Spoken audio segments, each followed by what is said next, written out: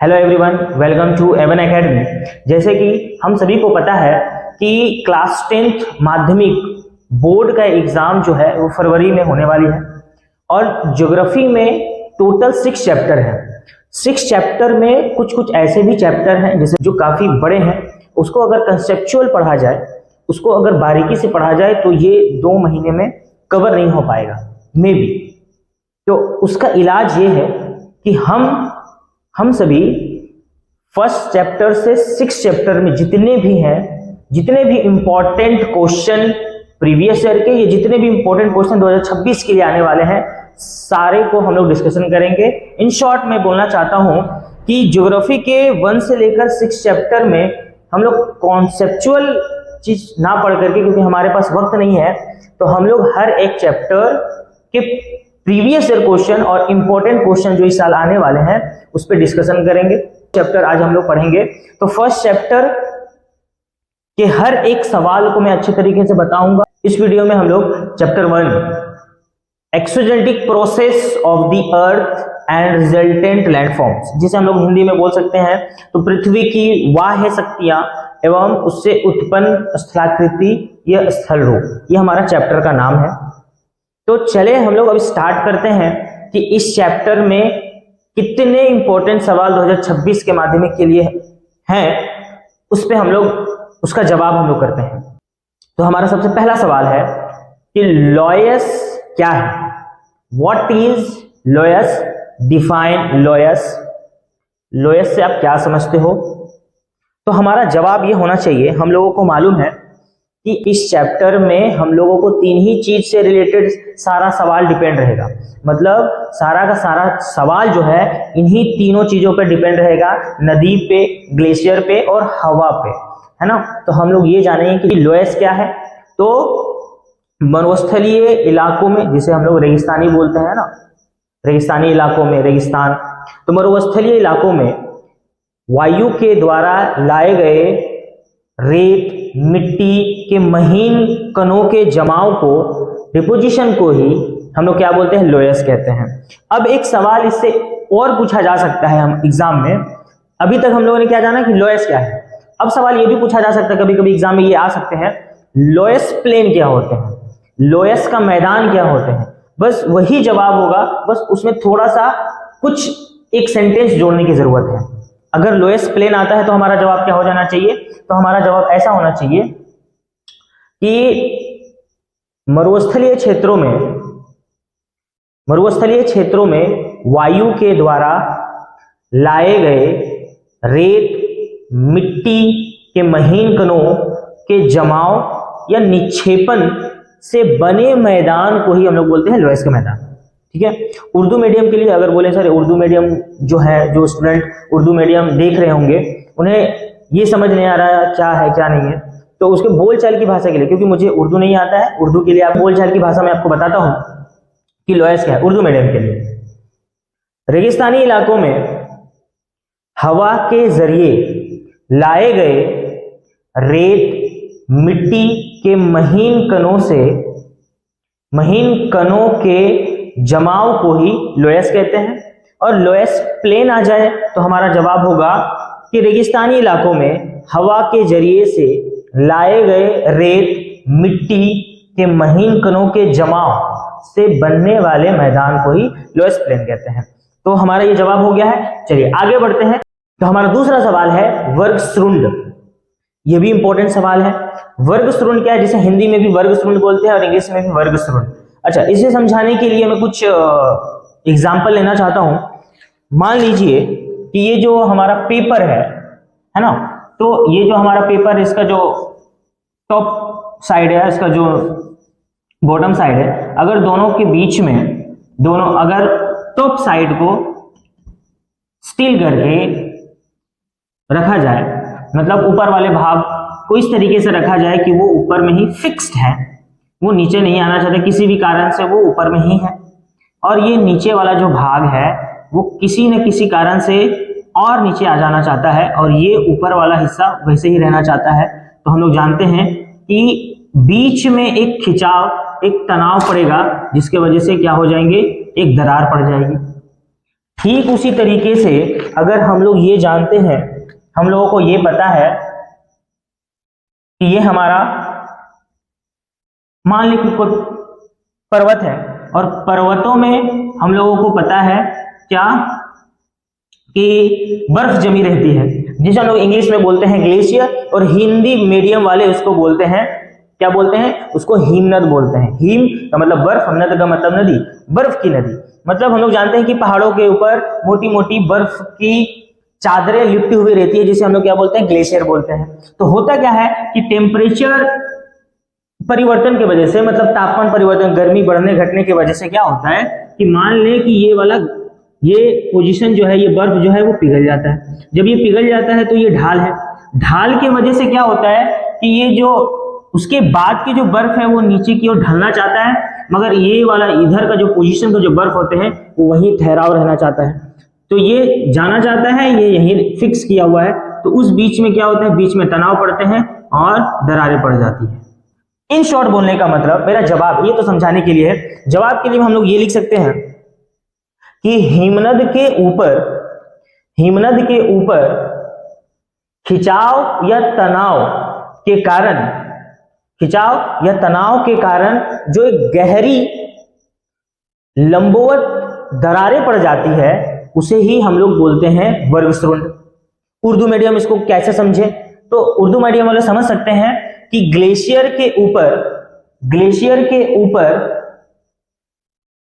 के ऊपर तनाव या खिंचाव की वजह से, टेंशन खिंचाव की वजह से एक वर्टिकल दरारें पड़ जाती है, उसे ही हम लोग क्या बोलते हैं, वर्गसृंड बोलते हैं। और शॉर्ट में अगर बोला जाए तो बस ये हम लोग जान सकते हैं, दिमाग में ये रख सकते हैं कि ग्लेशियर में जो गहरी दरारें पाई जाती है उसको हम लोग क्या कहते हैं, वर्गसृंड कहते हैं। ठीक है, चले अब हम लोग पढ़ते हैं नेक्स्ट क्वेश्चन की तरफ। तो हमारा थर्ड सवाल है, जल विभाजिका क्या है, वाटर डिवाइडेड क्या है, व्हाट इज वाटर डिवाइडेड, जल विभाजिका से आप क्या समझते हो। तो अगर हम लोग इसको तोड़ के पढ़े ना, जल विभाजिका, जल का मतलब पानी, विभाजिका मतलब विभाजित हो जाना, बट जाना। तो ये वाटर का डिवाइड, अभी हम लोग जानते हैं इस चीज को, हम लोग जानते हैं कि इस टॉपिक पे हम लोग को हवा, नदी या ग्लेशियर ही देखने को मिलेगा, इसी से ही सारा सवाल है ना। तो ये जल है, मतलब पानी के बारे में बोला जा रहा है, जल विभाजिका मतलब पानी। तो पानी से रिलेटेड इन तीनों में से कौन है, नदी, ग्लेशियर या हवा, इन तीनों में से कौन है, नदी है। इसका मतलब ये नदी से रिलेटेड सवाल है ना। हम लोग ये बोल सकते हैं कि जब नदी, मान ले कि ये नदी आगे की ओर अग्रसर हो रही है, आगे की ओर बढ़ रही है, तो होता क्या है कि जब नदी के सामने कोई उच्च भाग या कोई पहाड़ी या कोई पर्वत सामने आ जाती है, ऊंचे पर्वत आ जाते हैं, तो नदी की धारा जो है वो धाराएं बट जाती है ना। नदी के राह में, नदी के मार्ग में कोई जब पर्वत आ जाते हैं तो उसकी जो जल है, उसकी जो धाराएं हैं, उसके जो लहरें हैं वो बट जाती हैं, दो हिस्सों में या अलग अलग हिस्सों में बट जाती है ना। नदी के रास्ते में, नदी के मार्ग पर कोई अगर पर्वत आ जाते हैं तो उसकी लहरें, उसकी धाराएं अलग अलग हिस्सों में बट जाती है, इसे ही जल विभाजिका कहते हैं। ये हमारा थर्ड सवाल था। नेक्स्ट सवाल क्या है हमारा, विंड ट्रफ या अपवाहन गर्त। अपवाहन गर्त से आप क्या समझते हो, what do you mean by wind trough. हमारा क्या है, अपवाहन गर्त क्या है ना, अपवाहन गर्त, अपवाहन गर्त। हिंदी मीडियम को पता होंगे कि जो हिंदी मीडियम में है उनको पता होंगे कि गर्त का मतलब क्या होता है। गर्त का मतलब होता है गड्ढा, गर्त का मतलब गड्ढा होता है। ठीक है, तो अब एक बात को समझें, अपवाहन गर्त को समझाने के लिए मैं कुछ एग्जांपल लेना चाहता हूं, कुछ बताना चाहता हूं, कुछ पूछना चाहता हूं आपसे। अब एक बात बताएं कि मान लीजिए कि मैं आपको कुछ रुपए दे रहा हूं, है ना, तो आपके पास पैसे आए, मगर मेरे पास तो पैसा गए, है ना। तो यहां पे भी वही चीज है। अभी हम लोगों ने फर्स्ट सवाल में क्या पढ़ा, लोएस पढ़ा था ना, कि लोएस क्या है। तो हम लोगों ने पढ़ा था कि रेगिस्तानी इलाकों में हवा के जरिए से उड़ा कर लेकर के आने वाले मिट्टी या रेत के महीन कण जब कहीं पे जमा हो जाते हैं तो उसी को हम लोग लोयस कहते हैं, सही ना, है ना। मान लें कि ये रेगिस्तानी इलाके हैं, यहाँ पे बालू है, बहुत सारे बालू हैं, तो हवाएं क्या कर रहे हैं, जब हवाएं चल रही है तो अपने साथ, यहाँ पे बहुत सारे बालू हैं,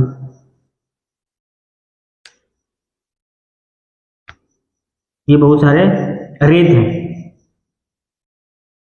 तो क्या हो रहा है कि जब हवाएं चल रही है तो अपने साथ ये उड़ा करके रेत यहाँ के ले जा रहे हैं और कहीं पे जाके वो ट्रांसफर कर रहे हैं, जमा कर रहे हैं, जिससे कि जमा कर रहे थे, जिसको हम लोग बोल रहे थे लोयस, है ना।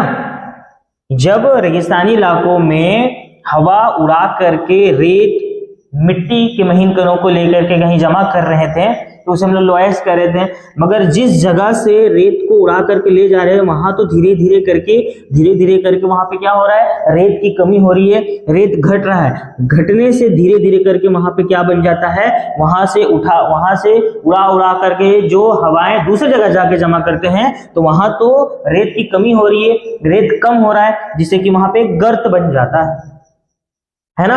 तो ये कॉन्सेप्ट समझ आया है कि लोयस हम लोग देखें क्या है कि रेगिस्तानी इलाकों में जब हवाएं चलती है तो रेत को अपने साथ उड़ा करके लेके जाती है, दूसरी जगह जमा कर देती है, उसको लोयस कहते हैं। तो जिस स्थान से हवाएं रेत को उड़ा करके लेके जाती है वहां पर एक गर्त बन जाता है, गड्ढा बन जाता है, तो उसे ही हम लोग अपवहन गर्त कहते हैं। तो चले अब हमारा नेक्स्ट सवाल है, अगला सवाल जो है वो हमारा है इंसेलबर्ग।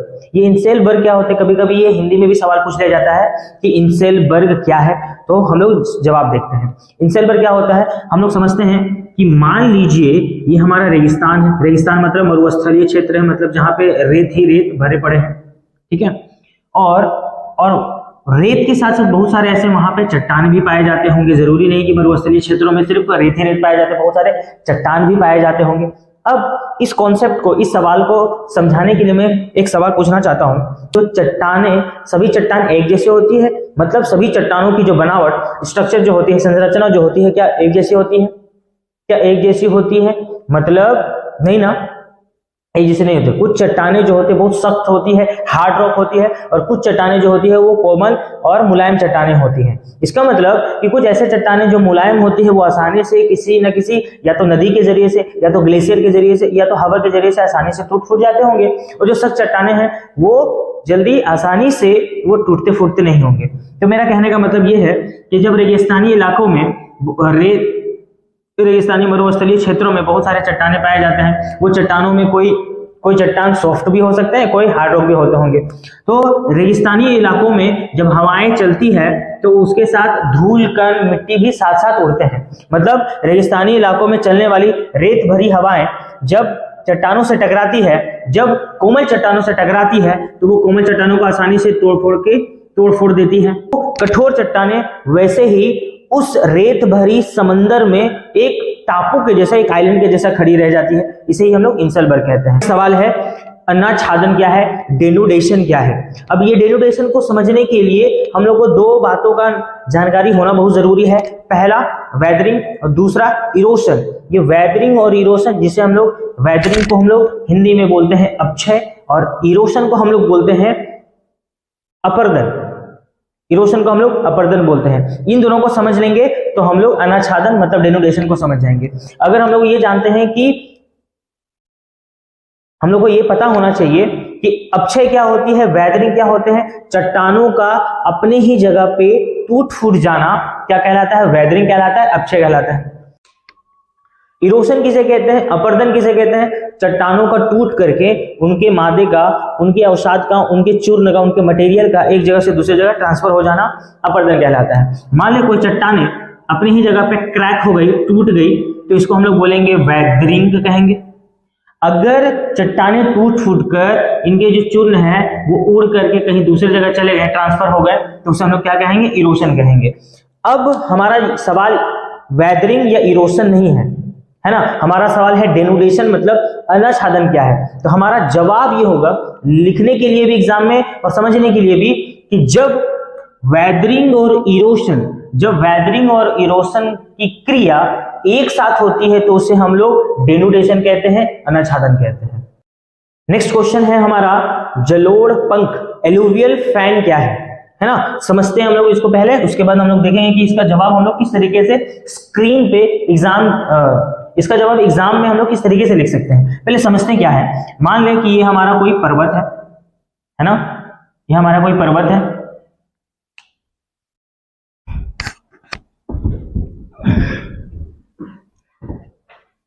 मान लें कि ये हमारा कोई पर्वत है और हम लोग को पता है कि पर्वतों से ही निकलती है हमारी नदियां, तो ये नदियां जो है वो निकल रही है, ये हमारा मैदानी इलाका है।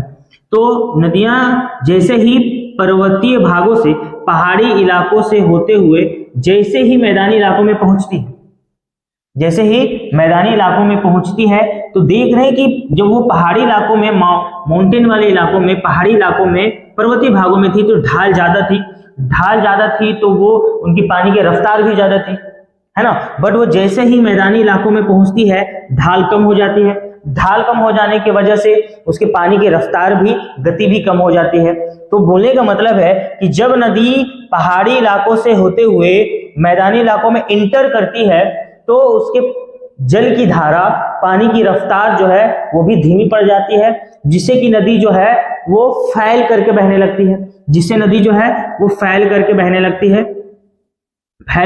लगती है, जिससे नदियां जो है वो फैल करके बहने लगती है और अपने साथ लाए हुए अवसाद को जमा कर देती है, फैला देती है, जिससे कि एक पंखनुमा मैदान बनती है, उसे ही हम लोग बोलते हैं जलोढ़ पंख।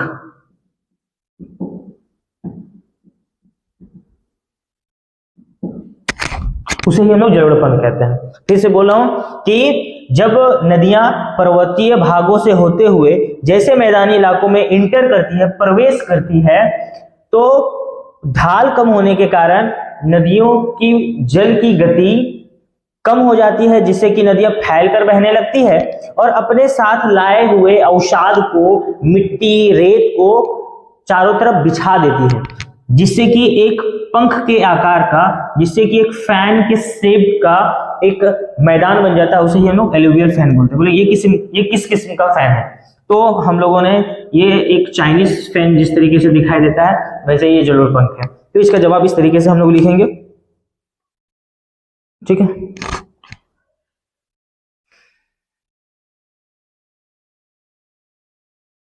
तो हमारा नेक्स्ट सवाल है, हमारा आगे का सवाल जो है वो है deposition. What do you mean by deposition? निक्षेपण से आप क्या समझते हो? तो निक्षेपण का मतलब बोलचाल की भाषा में अगर समझे तो जमाव, डिपोजिशन, डिपॉजिट करना, तो पैसा डिपॉजिट करना नहीं, पैसा जमा करना वो डिपोजिशन यहाँ नहीं कहलाएगा। ज्योग्राफी की भाषा में पैसा जमा करना डिपोजिशन की भाषा नहीं है। हम लोग यहाँ पे क्या देखेंगे, जब नदी, हवा या ग्लेशियर, जिसे हम लोग हिमनद कहते हैं, वो अपने साथ लाए हुए अवसाद को, अपने साथ लाए हुए मिट्टी, रेत के कण को किसी स्थान पर, किसी जगह पर जाके जमा करती है, तो उसे ही हम लोग डिपोजिशन, उसे ही हम लोग निक्षेपण कहते हैं, ठीक है। तो ये हमारा जवाब है कि जब कोई नदी, हिमनद, जिसे ग्लेशियर कहते हैं, या हवा अपने साथ लाए हुए मिट्टी, रेत, बालू के कण को किसी दूसरे जगह पे जाके जमा करते हैं, उसे ही हम लोग निक्षेपण कहते हैं। नेक्स्ट सवाल की तरफ हम लोग आगे बढ़ते हैं। हमारा अगला जो सवाल है, हमारा अगला सवाल है प्लावी हिम सेल, जिसको फ्लोटिंग आइसबर्ग कहते हैं। आइसबर्ग का मतलब हम लोग को मालूम है कि बर्फ का चट्टान, है ना, बर्फ का चट्टान को आइसबर्ग कहते हैं, हम लोग को इतना तो पता है। मगर ये फ्लोटिंग आइसबर्ग क्या है, प्लावी हिम सेल क्या है? तो फ्लोटिंग का मीनिंग भी हम लोग को पता है कि फ्लोटिंग का मतलब होता है ठहराव, तैरना, है ना। तो हम सागर, महासागर में तैरने वाली हिम चट्टान को, बर्फ के चट्टान को ही प्लावी हिम सेल कहते हैं, या तो फ्लोटिंग आइसबर्ग कहते हैं। यही फ्लोटिंग हिम सेल की वजह से टाइटैनिक डूबा था, उसका बेड़ा गर्क हुआ था, है ना। वीडियो का लास्ट जो क्वेश्चन है हम लोगों का, व्हाट इज वाटरफॉल, मतलब जलप्रपात से आप क्या समझते हो? तो हमारा जवाब क्या होना चाहिए? हम लोगों को पता है कि वाटरफॉल क्या होता है, झरना बोलते हैं वाटरफॉल, है ना। तो ये वाटरफॉल क्या होता है? हम लोगों को मालूम है कि पर्वतीय इलाकों में, पहाड़ी इलाकों में नदियों का एक खड़ी ढाल से होकर के बहना, प्रवाहित होना ही क्या कहलाता है? जलप्रपात कहलाता है। पर्वतीय क्षेत्रों में नदियों का एक खड़ी ढाल से होकर ऊपर से नीचे की ओर गिरकर प्रवाहित होने को ही हम लोग वाटरफॉल या हम लोग क्या कहते हैं? जलप्रपात कहते हैं। वीडियो में हम लोगों ने चैप्टर फर्स्ट के कुछ इंपॉर्टेंट क्वेश्चन को देखा। अभी और भी क्वेश्चंस बनने वाले हैं इस चैप्टर से, तो आगे के वीडियो में, आगे के पार्ट वाले वीडियो में हम लोग फिर से इसी चैप्टर से रिलेटेड और इंपॉर्टेंट क्वेश्चन को देखेंगे। जितने पॉसिबल क्वेश्चन इस चैप्टर से बनेंगे इंपॉर्टेंट, जरूर से उसे पार्ट बाय पार्ट इस चैनल में अपलोड किया जाएगा।